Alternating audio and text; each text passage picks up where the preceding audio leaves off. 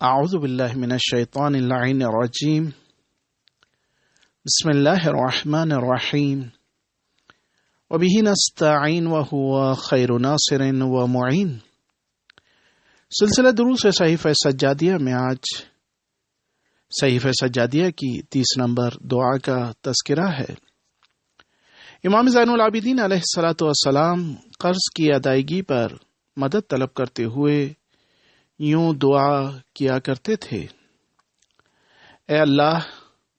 درود بھیج محمد و آل محمد علیہم الصلاۃ والسلام پر، اور مجھے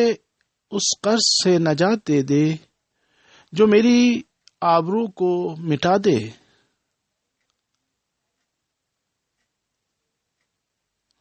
اور میرے ذہن کو پریشان کر دے اور میری فکر کو منتشر کر دے، اور میں اس کی فکر میں ہمیں وقت مصروف رہوں،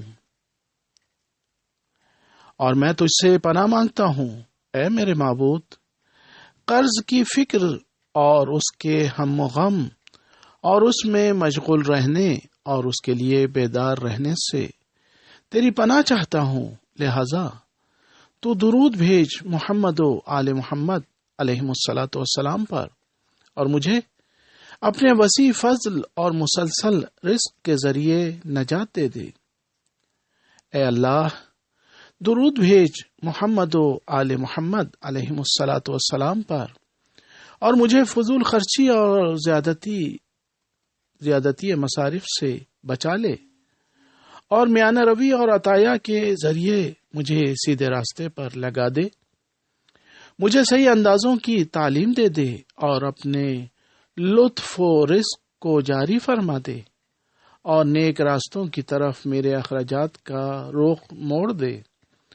اور اس مال کو مجھ سے دور کر دے جو میرے اندر غرور پیدا کر دے یا جس کے نتیجے میں سرکش ہو جاؤں۔ اے اللہ، میرے لیے فقیروں کی صحبت کو محبوب بنا دے، اور اس ہم نشینی پر حسن صبر سے میری امداد فرما، اور جس فانی مال دنیا کو میری طرف سے دور کر دیا ہے اسے اپنے باقی خزانوں میں ذخیرہ کر دے، اور جو مال دنیا یہاں دے دیا ہے یا جس متاع دنیا کو عطا فرما دیا ہے